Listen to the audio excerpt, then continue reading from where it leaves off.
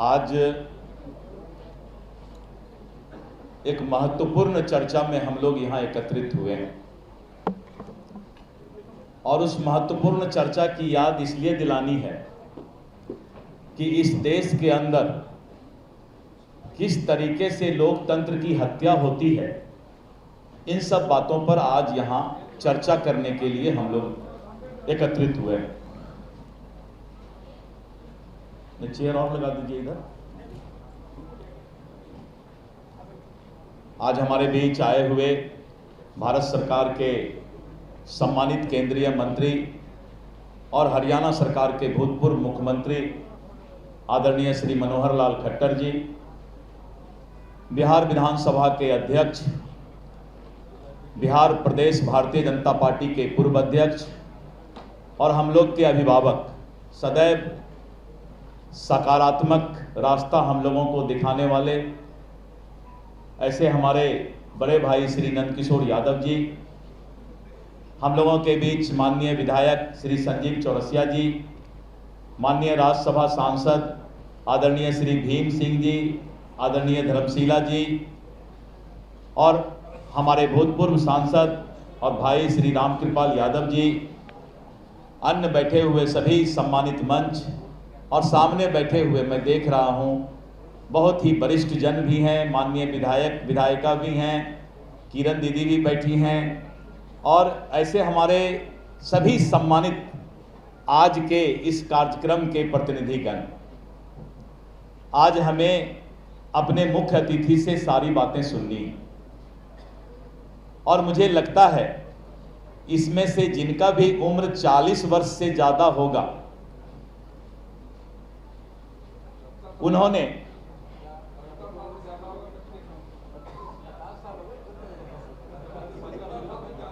उन लोगों ने 40 साल वाले ऊपर वाले ने थोड़ा बहुत तो सुना होगा, तब तो फिर बहुत लोगों को आज नई जानकारी मिलेगी क्योंकि सभी लोग इसमें हमको यंग ही दिखाई पड़ रहे हैं, युवा ही दिखाई पड़ रहे हैं। तो मुझे लगता है कि ये जो कांग्रेस का काला अध्याय और जो आपातकाल में लोकतंत्र की हत्या हुई थी, आज जब आप सुनेंगे तो आप सिहर जाएंगे कि किस तरह भारत में भी लोकतंत्र चलाया जाता था। मैं प्रदेश अध्यक्ष के नाते आज के मुख्य अतिथि का स्वागत करता हूं। आदरणीय अपने मनोहर लाल खट्टर जी, इनका प्यार बिहार से लगातार रहा है और आदरणीय श्री मनोहर लाल खट्टर जी, जब मैं बिहार प्रदेश का अध्यक्ष बना तो प्रदेश परिषद की भी सहभागिता इन्होंने ही किया था। इन्हीं के हाथ से मुझे प्रदेश अध्यक्ष का सर्टिफिकेट मिला था। काम अच्छा कर रहा हूं, आपने सर्टिफिकेट दिया है तो मैं कोशिश कर रहा हूं कि सही काम करूं। सफलता तो आपकी है, सदैव सफलता अभिभावक का होता है। मैं आप लोगों से बस इतना ही अनुरोध करूंगा कि आज का जो सेमिनार है बहुत गंभीर बात पर चर्चा होने वाली और मैं कोई ऐसी बात नहीं बोलना चाहता हूं जिसे फिर से हमारे बाद के वक्ता को दोहराना पड़े। इसलिए मैं स्वागत करके और उस काला अध्याय और लोकतंत्र की हत्या करने वाले कांग्रेस पार्टी का एक हल्का सा झांकी मैंने आपको बताया। विशेष तौर पर और विस्तृत चर्चा हमारे मुख्य अतिथि आदरणीय केंद्रीय मंत्री श्री मनोहर लाल खट्टर जी करेंगे। मैं यहीं पर देता हूं अपने वाणी को विराम। बोलिए जय श्री राम। धन्यवाद। अरे आपातकाल के विरोध में आज इकट्ठे हुए हैं। जब भारत माता का मान मर्दन हुआ था उसके खिलाफ आज इकट्ठे हुए हैं। तो जयकारा उतनी तेज होनी चाहिए कि जिन लोगों ने माता का मर्दन किया है वो कभी सिर उठा के नहीं चल सके। बोले भारत माता की जय, भारत माता की जय। आज संविधान की मूल संरचना पर संकट, पता नहीं आप में से कितने लोगों ने आपातकाल देखा, मुझे मालूम नहीं। लेकिन आज के इस कार्यक्रम में मंच पर विराजमान हरियाणा के पूर्व मुख्यमंत्री और वर्तमान में भारत सरकार के माननीय मंत्री श्री मनोहर लाल खट्टर जी, भारतीय जनता पार्टी के प्रदेश के अध्यक्ष डॉक्टर दिलीप जायसवाल जी, भारत सरकार के पूर्व मंत्री माननीय श्री रामकृपाल यादव जी, राज्यसभा के माननीय सांसद डॉक्टर भीम सिंह जी, श्रीमती धनशीला गुप्ता जी, दीघा के माननीय विधायक संजीव चौरसिया जी, मंच की संचालिका पार्टी की प्रदेश के उपाध्यक्ष अमृता भूषण जी, भारतीय जनता पार्टी के जिला अध्यक्ष श्री रूपनारायण मेहता जी, हम नाम छोड़ देते हैं, दीदी भूल जाइए, नाम नहीं लेने वाला किरण जी का। हाँ हाँ नहीं, नाम लेंगे तो सब देख रहे हैं, आपको बगल में सब बैठे हो। आपका नाम इसलिए कि आप हमको याद करती हैं ना, 74 वाली हैं आप, आपने दंश झेला है 75 का, इसलिए आपको याद किया। वैसे कम लोग हैं, मैं जो चेहरे देख रहा हूँ तो मुझे लग रहा है कि आपातकाल झेलने वाले 10% भी नहीं हैं, कि 10% भी नहीं है। अरे भाई 2-4 लोग हैं यार, 10% भी नहीं। अब मंच पर भी जो बैठे हुए हैं 2 ही आदमी हम लोग हैं, हम और खट्टर जी, बाकी लोग नहीं है दंश झेलने वाले। मित्रों, आप मंच पर नहीं हैं, 10% वाले में बैठिए ना।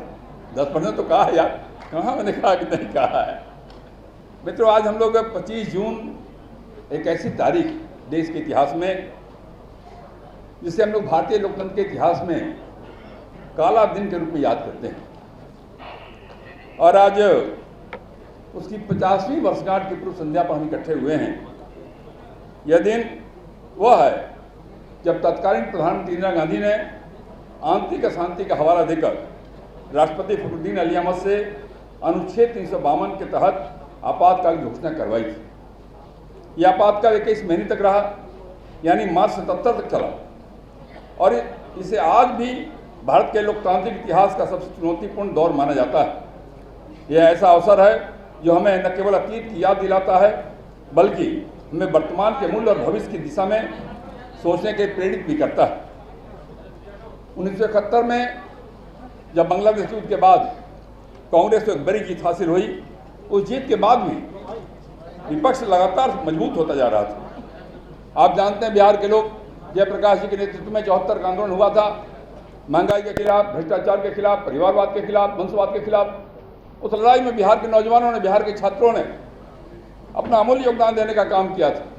हम लोगों ने लाठियां खाई, बदन पे जेल की यातनाएं सही, और उस समय हम सबके आंदोलन का नेतृत्व लोकनायक जयप्रकाश नारायण जी कर रहे थे। इसी बीच में राजनारायण जी ने जब मुकदमा किया था इलाहाबाद हाईकोर्ट में इंदिरा गांधी के चुनाव के खिलाफ, तो चुनाव हाईकोर्ट ने इंदिरा गांधी जी उसमें प्रधानमंत्री थी, उनके चुनाव को अवैध घोषित कर दिया, और यहीं से वो दौर शुरू हुआ।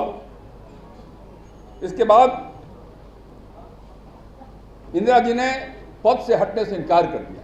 सामान्य रूप से अगर आपका चुनाव अवैध हो जाता है किसी एमएलए का, किसी एमपी का, आप देखते हैं कि अभी हम लोगों ने कई लोगों की मेंबरशिप रद्द कर दी, उन्होंने इनकार कर दिया इस्तीफा देने से, और डिफेंस ऑफ इंडिया रूल की आड़ में देश के पद से हटने के बजाय उन्होंने देश के अंदर इमरजेंसी लागू करने का काम किया। इमरजेंसी माने क्या है? भारत का संविधान लोकतंत्र, धर्मनिरपेक्ष, न्याय, स्वतंत्रता, समानता और बंधुत्व जैसे मूल्यों पर आधारित है, जिसे 1975 के आपातकाल ने झकझोर करके रख दिया था। यह वक्त था जब हर जवान पर ताला लगाया जा रहा था, निर्भीक पत्रकार जेल भेजे गए, अखबारों के दफ्तरों पर पुलिस का धावा हुआ, लगभग सभी समाचार पत्रों ने संपादकीय पृष्ठ को खाली छोड़ करके इसका विरोध जताया था, और यह भारत के लिए बड़ा कल्पनीय था। और अब आरएसएस पर प्रतिबंध लगा दिया गया। आप जितने बड़े नेताओं के नाम जानते हैं, लोकनायक जयप्रकाश नारायण जी, अटल बिहारी वाजपेयी जी, लालकृष्ण अडवाणी जी, चाहे वो मुरली मनोहर जोशी हों, मधुलिमा हों, जॉर्ज हों, जॉर्ज तो सब के सब, जॉर्ज पकड़ाए नहीं थे, सब के सब सारे बड़े नेताओं को जेल के सिस्टम में बंद कर दिया गया। पूरा देश एक जेलखाने में तब्दील हो गया। 44वां संशोधन लाया गया संविधान में, और जिसमें आपातकाल के नियमों को सख्त कर दिया गया। और आपको बताऊं, मैं दोनों उप मुख्यमंत्री आ गए, एक बार इनका स्वागत कर दीजिए, नहीं तो कहेंगे कि हमारा होगा ही नहीं। बैठ जाइए। जैसे मैं मानता हूं कि लोकतंत्र में विपक्ष केवल एक विकल्प नहीं, वह तो लोकतंत्र की जीवंत श्वास है, उसकी अंतरात्मा की आवाज़ है। लेकिन सरकार ने, विपक्ष की सरकार की नीतियों पर जब हम सवाल उठाते थे तो हमको सबको सब जेल के अंदर बंद कर दिया गया। और ये आपातकाल केवल व्यवस्था तक सीमित नहीं रहा, बल्कि इसका सीधा असर हमारे संविधान, हमारी स्वतंत्रता, हमारे व्यक्ति पर पड़ा। आपातकाल के दौरान मौलिक अधिकारों का भी हनन हो गया और मौलिक अधिकार के लिए जो अनुच्छेद में 19 संविधान का अनुच्छेद 19 में जो प्रावधान है मौलिक अधिकारों की रक्षा का, उस मौलिक अधिकार अनुच्छेद 19 को भी उस समय की कांग्रेस सरकार ने निलंबित कर दिया। यानी मौलिक अधिकार से भी देश के लोग वंचित हो गए। हमें बोलने की आज़ादी, विरोध करने का अधिकार, श्रमिक आंदोलन पर रोक, हड़तालों पर प्रतिबंध, यहाँ तक कि व्यक्तिगत स्वतंत्रता भी सीमित कर दी गई। आप कल्पना कर सकते हैं, आप सोच सकते हैं। और इस दौरान 42वां संविधान संशोधन भी पास किया गया, जिसे मिनी कॉन्स्टिट्यूशन का भी कहा गया। इसमें न्यायपालिका की शक्तियां भी सीमित करते हुए केंद्र को असीमित अधिकार दे दिया गया। और 39वां संशोधन में प्रधानमंत्री के चुनाव को न्यायिक समीक्षा से भी बाहर कर दिया गया। मित्रों, इतिहास गवाह है, लोकतंत्र अस्थायी रूप से दबाया नहीं जा सकता। 77 में जब आम चुनाव हुआ, देश में एक नई लहर आई, जनता पार्टी की सरकार देश के अंदर बनी, एक अलग कहानी है। लेकिन मैं आपको बताना चाहता हूं कि ये जो आपातकाल का जो दौर था कितना भयावह था, आप सोच नहीं सकते हैं। मैं अगर अपनी बात केवल कहूँ आपको तो एक उदाहरण केवल आपको देता हूँ। नेता लोग जेल में थे, 74 में तो हम लोग जेल गए, मीसा में, DIR में, जितने कानून हो सकते हैं उसमें जेल गए। तीन जेलों में रहने का मुझे भी अवसर मिला, भागलपुर, फुलवारी, बक्सर। और जब आपातकाल लागू हुआ तो संगठन ने हमारे तय किया, क्योंकि अखबार पे समाचार नहीं आते थे, रेडियो पे समाचार नहीं आते थे, तो संगठन ने तय किया कि 3 लोगों को गिरफ्तार नहीं होना है। और नहीं गिरफ्तार होना है, मैंने क्या करना है, एक इमरजेंसी की बुलेटिन छापनी है, जो आपातकाल के दौरान इतने अन्याय अत्याचार के बावजूद देश की जनता और बिहार की जनता चुप नहीं बैठी थी। लगातार आंदोलन कर रहे थे हम अंडरग्राउंड वर्किंग के माध्यम से। तो अंडरग्राउंड वर्किंग के जो समाचार हैं वो लोगों तक कैसे पहुँचे, इसकी योजना संगठन ने बनाई। और संयोग से उस योजना में जो 3 लोग शामिल किए गए, उसमें एक अशोक कुमार सिंह थे जो आज लोकवाणी प्रेस चलाते हैं, एक मैं था और एक श्याम जी सहाय थे जो श्याम जी सहाय आज दुनिया में नहीं। हम तीनों का काम क्या, तीनों का काम था सब आपातकाल के समाचार, आपातकाल में जो कार्यक्रम चलते थे संगठन के और सरकार के विरोध के, उन समाचारों को संकलन करना, उसको प्रिंट कराना और फिर जाकर के जिलों के प्रखंड केंद्रों पर जाकर उसको पहुंचाना, ये 3 काम करते थे। आप कल्पना करिए कितने छापे पड़ते थे, कितने प्रेस बर्बाद हो गए, तबाह हो गए। हर 2-3 महीने के बाद कोई ना कोई छापे पड़ जाते थे और पुलिस तो खोजती रहती थी हम लोग को, पूरी पुलिस। जो हम और संगठन ने तय किया कि पकड़ाना नहीं है, तो आप विश्वास नहीं करिएगा, मेरे घर के अंदर पूरे आपातकाल के दौरान चौखट तिमारी दरवाज़ा नहीं था, सब की सब पुलिस उखाड़ के ले गई और मेरा पूरा परिवार केवल कपड़े का पर्दा टांग के 1.5 साल तक रहा है। ये भयावहता था। ये केवल मेरे साथ नहीं घटा, मैं केवल इसका भुक्तभोगी नहीं हूँ, बहुत सारे लोग जिन्होंने ये यातनाएं सही हैं। आप कुछ नाम जानते होंगे, अरुण सिन्हा पता नहीं है कि नहीं है। अरुण सिन्हा को इतना पीटा गया, जो अभी विधायक हैं आपके कुम्हरार के, इतना पीटा जो सोच नहीं सकते आप। एक हमारे पूर्व अध्यक्ष हुआ करते थे ललित नारायण सिंह लल्लू जी, उनको तो उल्टा टांग करके पूरे शरीर को जलते हुए सिगरेट से दाग देने का काम किया। इस प्रकार का अत्याचार और जुल्म हुआ था, सारी चीज़ें समाप्त हो गई थी। और जिन लोगों ने किया, आज वो लोकतंत्र की बात कर रहे हैं। जिन लोगों ने ये कुकर्म किया, आज हमें बताना चाहते हैं लोकतंत्र क्या होता है। जिन लोगों ने संविधान का मर्दन किया, आज हमें संविधान का पाठ पढ़ाना चाहते हैं। आपको इस बात के लिए केवल आज का कार्यक्रम इस बात का स्मरण कराने के लिए कि ये जो लोकतांत्रिक हमारे अधिकार थे, उनका जिन लोगों ने हनन किया, फिर से वो वापस नहीं आ जाए, फिर से वो प्रवृत्ति उनके अंदर जो पनप रही अभी भी, उस प्रवृत्ति को वहीं कुचल देने का हम काम करें। और एक बात का संकल्प लें कि चाहे जो भी हो जाए, लोकतंत्र को मरने नहीं देंगे, लोकतंत्र जीवित रखेंगे।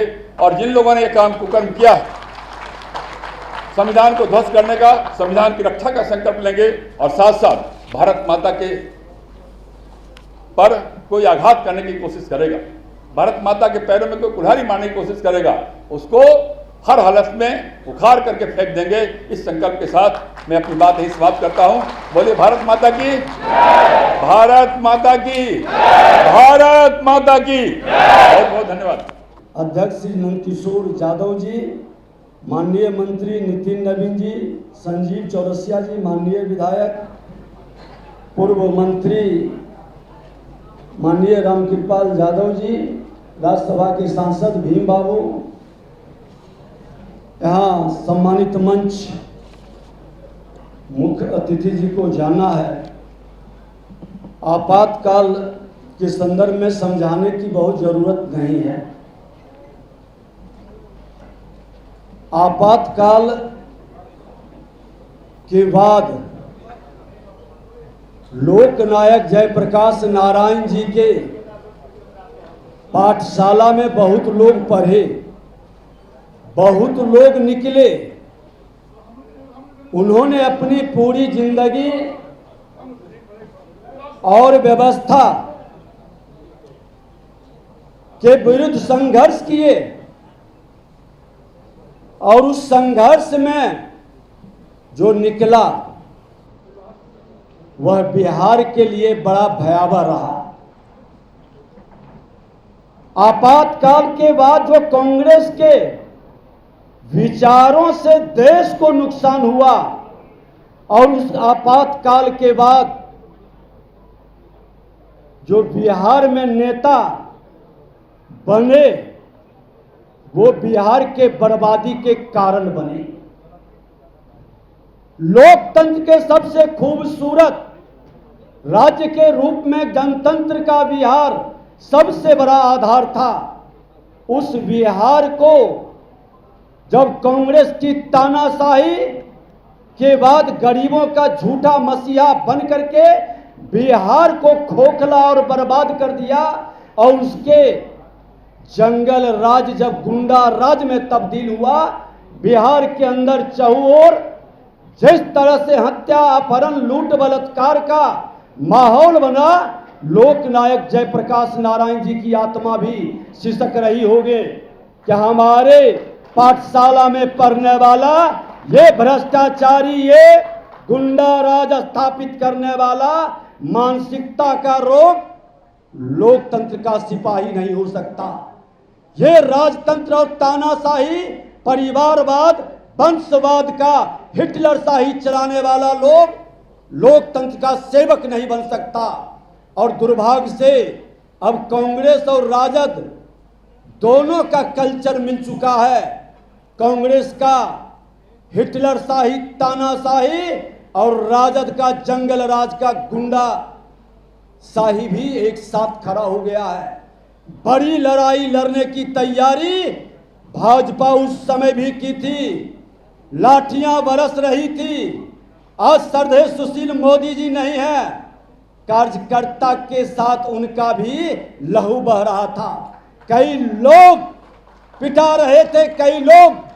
कोई लोकतंत्र सामने नहीं आया, एकाधिकार तंत्र ये आया कि हमारा एकाधिकार है, हम बनाएंगे। पहला चुनाव भी 1952 में हुआ, 5 साल तो बिना चुनाव के ही सरकार चली। 52 में चूंकि जिसकी सरकार थी वही एक सत्ता पक्ष हो गया, विपक्ष कुछ था नहीं।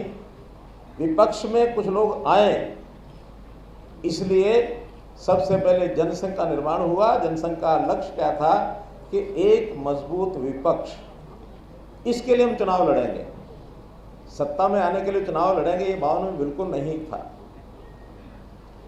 चलते चलते उस एकाधिकार को तोड़ने के लिए एक संघर्ष शुरू हुआ और संघर्ष पहुंचते पहुंचते जब 1967 में पहुंच गया, 67 में विपक्ष के नाते से कुछ प्रदेशों में कांग्रेस की बजाय संवैध सरकारें बनी। पहली बार देश में 67 में एक मैसेज चला गया कि इस लोकतंत्र के माध्यम से सरकारें बदली भी जा सकती हैं। और 67 के बाद इस ओर जो कुछ सोच करने वाले लोग थे, इस प्रकार से देश की समस्याओं के खिलाफ आवाज उठाने वाले लोग थे, उन्होंने आंदोलन किए। और वो आंदोलन, ये आपको सबको जानकारी है कि इस आंदोलन में कुछ ही प्रदेश आगे थे, उसमें एक प्रदेश गुजरात आगे था इस प्रकार के आंदोलनों को बढ़ाने में, एक प्रदेश बिहार आगे था।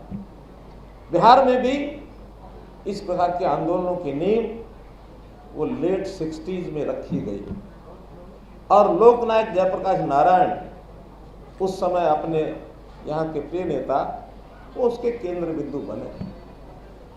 और इस लोकतंत्र को कसौटी पर तोला कब गया, जब 1971 के चुनाव में एक और तंत्र शुरू हुआ जो कांग्रेस ने शुरू किया, वो था झूठ तंत्र। झूठे नारे बोल बोल करके कैसे सत्ता को हथियाना है। 1971 में एक नारा चलाया गया था इस देश में, क्या नारा था? गरीबी हटाओ। गरीबी बहुत थी देश में, बिहार भी पीछे नहीं था। गरीबी हटाने का ये लालच देकर, एक झूठा नारा देकर, इस झूठ तंत्र के आधार पर 1971 में, और केवल इस नारे पर सरकार बन गई होती तो कोई बात नहीं, उसमें धोखेबाजी की भी सीमाएं, चुनाव को कैसे रिगिंग करना है, कैसे उसको धोखे से चुनाव जीतने की कला, ये कांग्रेस में आ चुकी थी। क्योंकि लोकतंत्र तो करना नहीं था, ये किन प्रकार सरकार में आना है। और हद तब हो गई जब स्वयं श्रीमती इंदिरा गांधी जो देश की प्रधानमंत्री थी, उनको भी अपने चुनाव क्षेत्र में धोखे से और ये चुनाव जीता। विषय शुरू हुआ, इसके खिलाफ कोर्ट में जाया जाए। इलाहाबाद हाई कोर्ट में केस किया, किसने कराया था? राजनारायण जी ने केस किया कि इंदिरा गांधी का चुनाव ये अवैध किया जाए। और मैं उस समय की न्यायपालिका को सराहना करता हूं, उस न्यायपालिका की, कि इलाहाबाद हाई कोर्ट में जस्टिस खन्ना ने और इंदिरा गांधी के चुनाव को अवैध घोषित कर दिया 12 जून 1975। जैसे निर्णय आया, उस समय कांग्रेस में एक हलचल मची, इंदिरा गांधी के दिमाग में हलचल मची कि एक इस निर्णय से मुझे सत्ता से हटना पड़ेगा। नैतिकता तो ये थी कि उस दिन चुनाव से, यानी एक प्रकार से अपनी सीट से इस्तीफा देके बाहर हो जाती, बदनाम नहीं होती, लोकतंत्र बचता। आज की स्थिति हमारे सामने ऐसे नहीं आती कि हम चर्चा करते, लेकिन उन्होंने तो लोकतंत्र को कभी माना नहीं। और उस 12 जून के बाद 25 जून तक जो उनके दिमाग में चला, जो उनके सलाहकार हुए, अंतोगत्वा उनका निर्णय कुछ थोड़े से लोगों के दिमाग की उपज थी कि देश में आपातकाल लगा दिया जाए। उन्होंने अपने मंत्रिमंडल से भी सलाह नहीं की। जिस दिन आपातकाल लगना था, जिस समय लगना था 25 तारीख की रात को, 1 घंटा पूर्व अपने मंत्रिमंडल को बुलाया गया, मसौदा बना के सामने रख दिया गया कि इस पर साइन करो। अब आखिर मंत्री तो वो भी मंत्रिमंडल के साथी थे, उनको लगता कि सरकार, इंदिरा गांधी जाएगी तो सारी सरकार जाएगी, कुर्सी का लालच उनको भी था। फटाफट सब साइन हो गए और रात को, आधी रात 25 जून को 1975 में इस आपातकाल को लागू कर दिया गया। आपातकाल में क्या क्या हुआ, कुछ बातें हमारे साथियों ने बताया। विशेष तौर पर नंदकिशोर जी पूछ रहे थे, मैं ही पूछ रहा था, वो क्या पूछ रहे थे कि यहाँ इस सभा में 70 साल से ऊपर की आयु के और लोग कौन कौन है, रात खड़े कर। एक हमारे पुराने साथी अंत्योदय के, क्या नाम, काशीनाथ जी, एक हमारी बहन, ये भी हमारे साथ अंत्योदय में थी, पूर्व सांसद हैं। यानी कुल मिलाकर के 2 या 4 हाथ यहाँ खड़े हैं, 2 मंच पर हैं। तो आज इतने ही लोगों को पता है कि उस समय क्या हुआ था। आपातकाल में यानी एक प्रकार से इंदिरा गांधी ने एक आंतरिक अशांति ये भंग हो रही है, ऐसा एक वाक्य लिख करके और आपातकालीन लगाया। और जो लोग 25 तारीख को दिन में बैठ करके जब उन्होंने सूची बनानी शुरू की कि आपातकाल के बाद किन किन को सबसे पहले अंदर डालना है, उस सूची में सबसे पहला नाम लोकनायक जयप्रकाश नारायण का, उसी में अटल बिहारी वाजपेयी, उसी में आडवाणी जी, मुरली मनोहर जोशी, कितने ही ऐसे नेता जो कांग्रेस के खिलाफ बोलते थे, उनकी सबकी लिस्ट बनी। और जैसे इमरजेंसी लगे उसी समय इनको रात को, बिना पता, किसी को जानकारी नहीं होनी चाहिए, रात को ही उठा लो। 25 की रात को इनको उठाया। और कौन सी अशांति, वो एक्ट कौन सा था, अगर आपको पता है, उस एक्ट का नाम था Misa, maintenance of internal security act. ये एक्ट था स्पेशल, यानी इंटरनल सिक्योरिटी को क्या खतरा हो गया?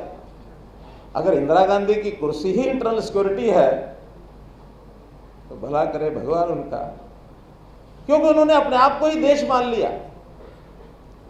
उनके एक अध्यक्ष थे उस समय बरुआ जी ने वाक्य प्रयोग किया कि India is Indira, Indira is India. यानी उन्होंने देश जो है अपने आप को माना कि मेरी कुर्सी बचेगी तो देश बचेगा, मेरी कुर्सी नहीं बचेगी तो देश नहीं बचेगा। इससे बड़ा फुहड़ विचार कोई हो सकता है? आप अपने आप को देश के बराबर रख रहे हो। एक व्यक्ति है, वो मानो सत्ता किसी प्रकार से उनको मिली, झूठ बोल के मिली, सच बोल के मिली, लेकिन लोकतंत्र तो ये है जनता जिसको चाहे उसको बनाए। आपकी जिम्मेदारी बनती थी आप दूर हट जाते, फिर चुनाव कराते। चुनाव में अगर इंदिरा गांधी इतनी अच्छी होती लोग दोबारा चुनते। और सही मायने में तो उस चुनाव से ही, इमरजेंसी से ही लोगों को तब वास्तव में पता लगा कि सरकारें बदली जा सकती हैं। वरना तो आम समाज के अंदर धारणा क्या थी कि सरकार माने कांग्रेस, कांग्रेस माने सरकार। जैसे सिनोनिमस वर्ड होते हैं। पहले कभी ये जो वनस्पति घी होता था इसका एक ही ब्रांड होता था, क्या? डालडा।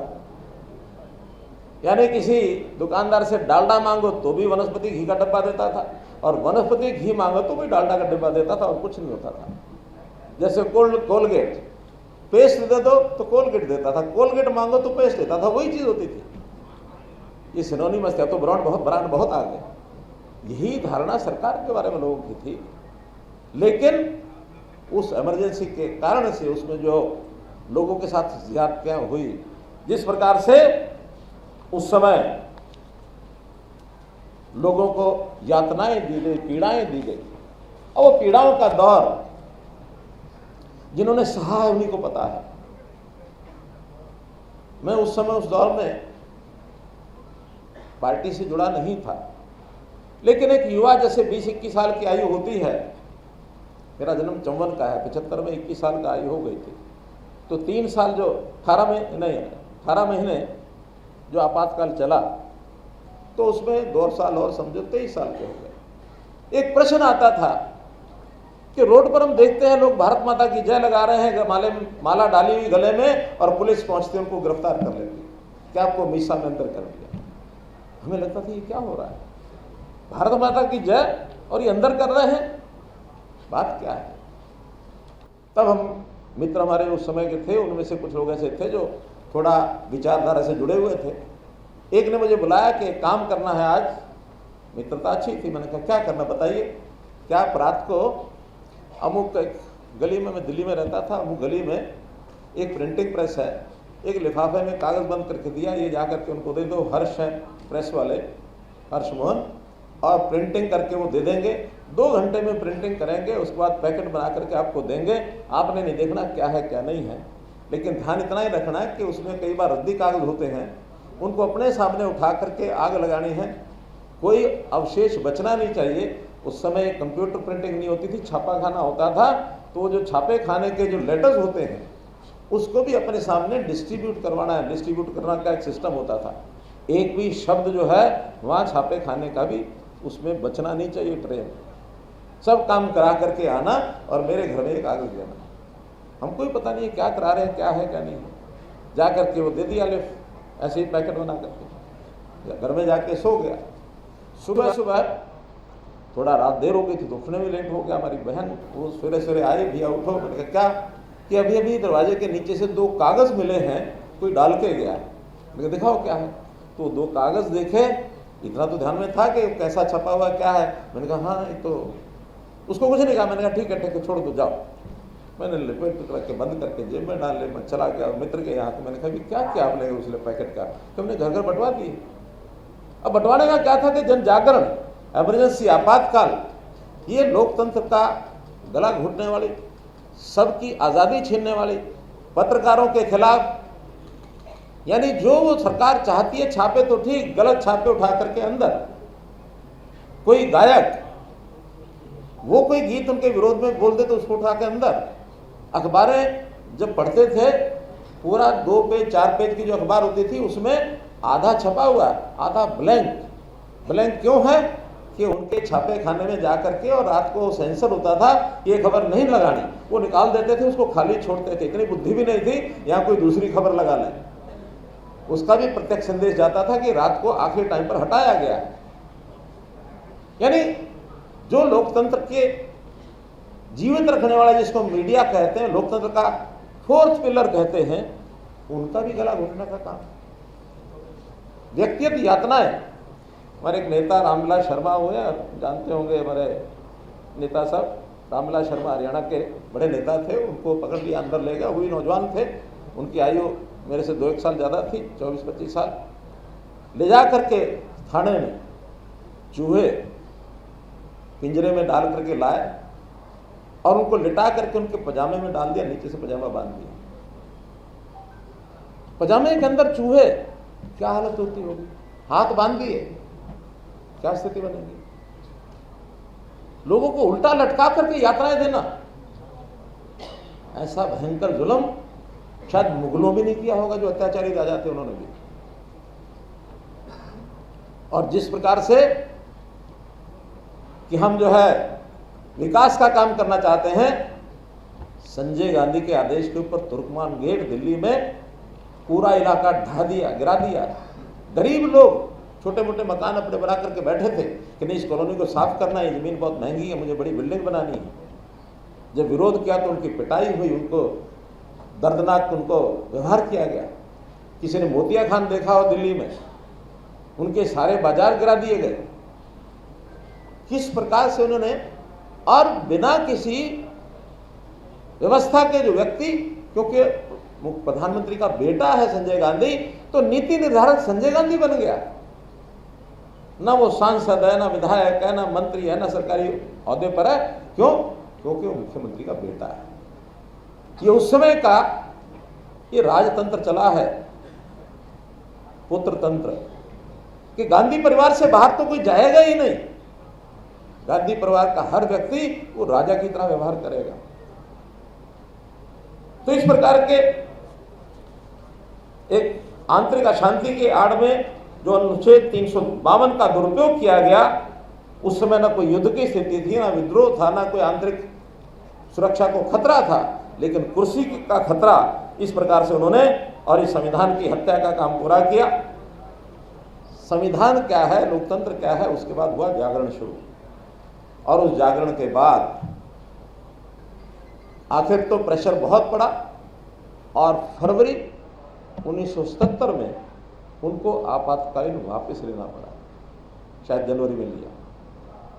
और वापस लिया तो दबाव था चुनाव का।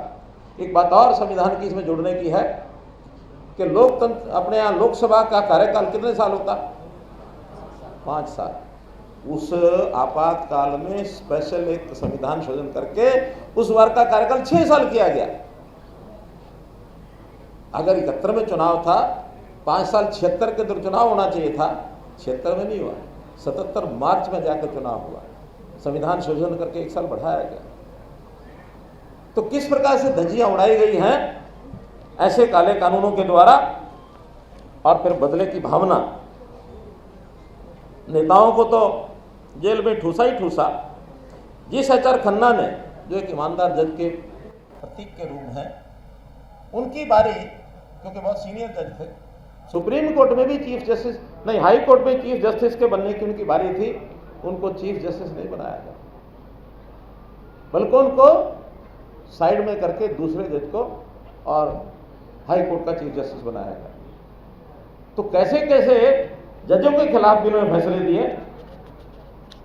जितने भी शीर्ष पद पर लोग बैठे थे, उन सबको, जो भी कोई उनके स्वर में स्वर नहीं मिला रहा था, उन सबको दरकिनार करके साइड में किया और उनकी जगह अपने चहेते, अपने चमचे, अपने जो वफादार कहें, उन सबको उन पदों पर बैठाया। और ये मान करके जैसे वो तो एवर लास्टिंग, जब तक जन्म है तब तक प्रधानमंत्री रहेगी, इस प्रकार का उन्होंने व्यवहार किया। और इस व्यवहार के कारण से जनता में रोष, सामान्य जनों में क्या क्या व्यवहार था, नौजवान कोई भी मिला, उस समय दहशत के पकड़ के लाओ, पुलिस को हिदायत कि अगर इसके लंबे बाल हैं तो इसके बाल काट दो, गंजा कर दो, और फिर हॉस्पिटल में ले जा करके इसकी नसबंदी करा दो। इतना घिनौना काम। अविवाहित लड़कों के भी नसबंदी के केस उस समय सामने आए। क्यों? क्योंकि जो सरकार का विरोध करने वाला, जरा भी उनको कहीं भनक पड़ जाए कि ये नौजवान है, ये आंदोलनरत है और इस आंदोलन में सरकार के विरुद्ध कोई आवाज बोली है, कोई भाषा उठाई है, तो इतने खतरनाक, यानी एक उनका जो अंजाम हुआ वहां तक वो लेकर के गए। मित्रों, उस समय हमारे मीडिया के मित्रों को शायद पता होगा, लेकिन जानकारी के लिए एक प्रेस काउंसिल ऑफ इंडिया होती है जो देश के पूरे प्रेस का रेगुलेशन करते हैं। उन्होंने सबसे पहले प्रेस काउंसिल इंडिया को भंग कर दिया, क्योंकि वहाँ तो स्वतंत्र रूप से लिखने वाले आकर मीडिया में भी उसी मीडिया के पत्र को, उसी के यानी मीडिया के सिस्टम को अच्छा माना जाता है जो निष्पक्ष लिखे, जो स्वतंत्र लिखे, और ये जिम्मेदारी होती है प्रेस काउंसिल ऑफ इंडिया की। प्रेस काउंसिल ऑफ इंडिया को भंग करके और जो अपने लोग बैठाने थे बैठाए कि अब जैसा हम चाहेंगे वैसा प्रेस लिखे, इसके अलग अगर वो लिखते हैं तो ऐसे मीडिया के मित्रों को खिलाफ भी जो कार्रवाई है उनके खिलाफ वो कार्रवाई करनी है। तो ऐसे मंत्रिमंडल की जो सामूहिक जिम्मेदारी है उसको भी बंद कर दिया। उस काल में मंत्रिमंडल की बैठकें नहीं होती थी, बल्कि जो कुछ करना है एक नोट तैयार किया, सब मंत्रियों के पास भेज करके और उसको साइन कराते थे। साइन करा करके मंत्रिमंडल से लोगों से साइन करा लिया, बाय सर्कुलेशन जिसको बोलते हैं, और सारे आपातकाल में मंत्रिमंडल की बैठक नहीं हुई। तो लोकतंत्र का तकाजा किस प्रकार से होता है ये सब हमारे ध्यान में उस समय आता है। आज भी कांग्रेस की वृत्ति बदली नहीं। कांग्रेस में आज भी उसी प्रकार का जो एक पार्टी में भी जो एक परिवार है, उस परिवार के नाते वर्चस्व उस समय था, आज भी है। आज भी एक पीढ़ी चलेगी, दूसरी पीढ़ी में भी आगे बेटा बेटी के बाद भी उनके आगे होने वाले दोता दोती, यहां तक लाइन खिंच गई है। पोता पोती तो भी हुए नहीं है, दोता दोती के नाम।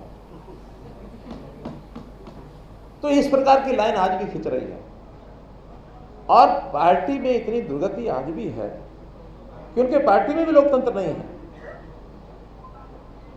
सारे देश की बात तो नेतृत्व पर, नेता किसको बनाया वो तो जिसको चाहे अपना नाम लिखा कर दिया, लेकिन प्रदेशों में क्या स्थिति है। हरियाणा में विधानसभा के चुनाव हुए अक्टूबर 2024 में, आज लगभग 8 महीने के आसपास हो गए। इन 8 महीनों में उनके 37 विधायक हैं 90 में कांग्रेस के। 37 विधायकों में नेता प्रतिपक्ष अपना लीडर ऑफ अपोजिशन वो बना नहीं सके। 8 महीने जिस विधानसभा में एक 37 संख्या का उनका विधायक दल हो, विपक्ष के नाते मान्यता प्राप्त विपक्ष है, वो 8 महीने अपने दल का नेता नहीं बना सके।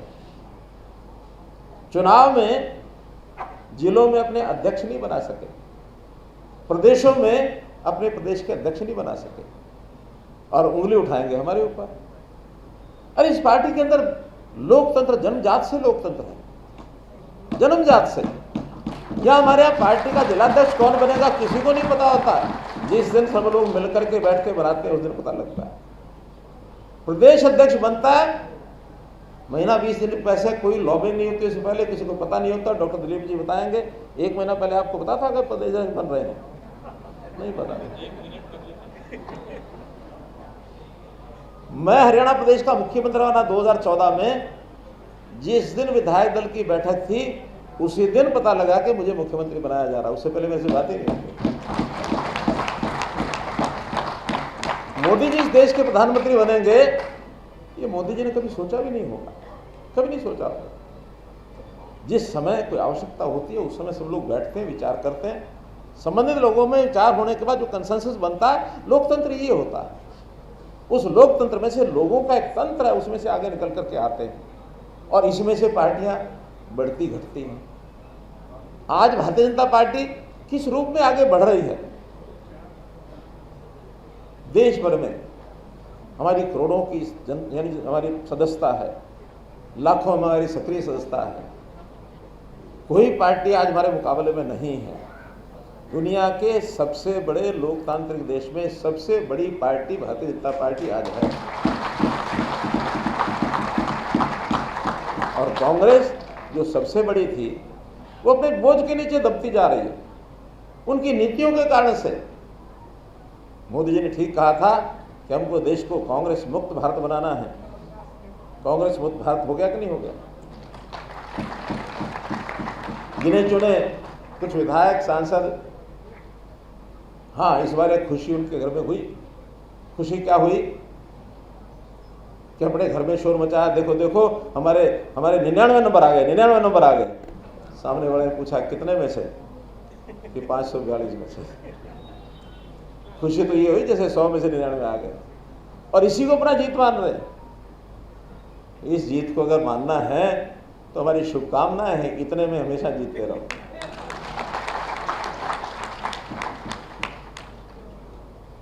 तो मित्रों, कांग्रेस का स्पष्ट जो उस समय का चाल चलन था वो आज भी है। आज भी हमको सावधान रहना है। ये संविधान जो है ये हमारी जनता के लिए थोड़ा सा भावनात्मक मुद्दा है। एक धोखा हुआ है पिछले लोकसभा चुनाव में।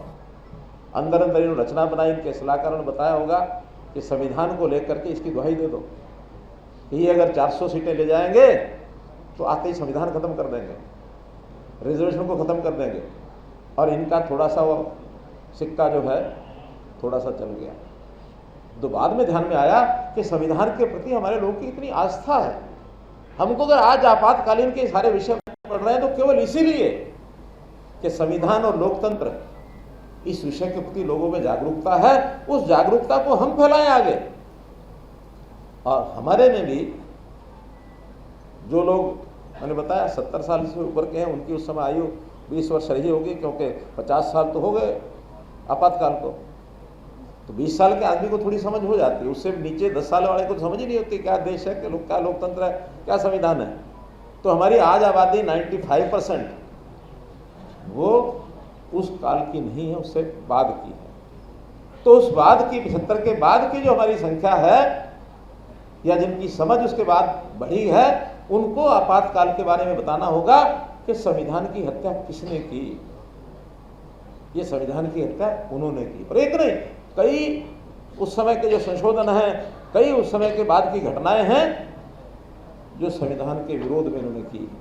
हमने जब जब किया संविधान को बचाया है।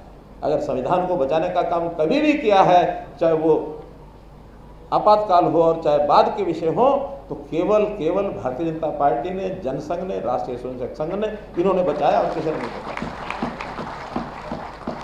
ये नई पीढ़ी है, आज इनको सबको सचेत होने की जरूरत है। और ये संविधान बचाने का या संविधान को खत्म करने का विषय ये हर 5 साल में बाद कसौटी होती है।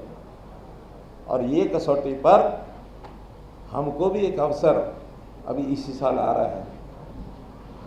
इसी साल में अवसर आ रहा है बिहार के लोगों के लिए।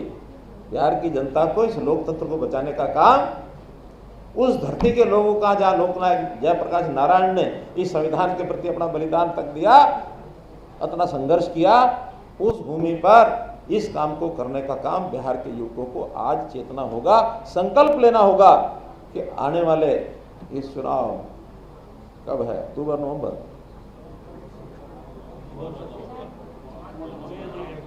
अक्टूबर में, वही अक्टूबर नवंबर।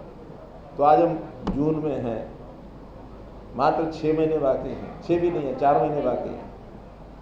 इन 4 महीनों बाद एक विषय यहां भी आएगा और इस समय हमको जो है सतर्क होकर के इस लोकतंत्र को बचाना है। देश की, प्रदेश की जनता, उसका भला कौन कर सकता है, ये जनता को बताना है। कभी कभी आपत्ति काल आता है या विपत्ति आती है तो अपने साथ कुछ अवसर लेके आती है। मैं ये इसलिए कह रहा हूं कि आपातकाल की विपत्ति आई, ये आपत्ति आई। मेरे जैसा व्यक्ति नौजवान था उस समय, कुछ जानता नहीं था, वो एक पत्रक छपा के ले आया और उस दिन पता लगा कि आपातकाल के कितने गंभीर परिणाम हैं। और आपातकाल खत्म हुआ तो मैं भारतीय जनता पार्टी का सक्रिय कार्यकर्ता बन गया। तो मैं कई बार सोचता हूं कि आपातकाल एक आपत्ति, लेकिन अवसर मेरे जैसे के लिए मिल गया कि कहीं एक दिशा मिल गई आगे बढ़ने की। और मैं अकेला नहीं, आज बहुत लोगों से परिचय होता है, वो उस 75 से 70 के कार्यकाल में प्रेरणा जागी उनको कि नहीं, देश के लिए काम करना, समाज के लिए काम करना। ऐसे लाखों कार्यकर्ता अपने साथ जुड़ के खड़े हुए, लाखों कार्यकर्ता।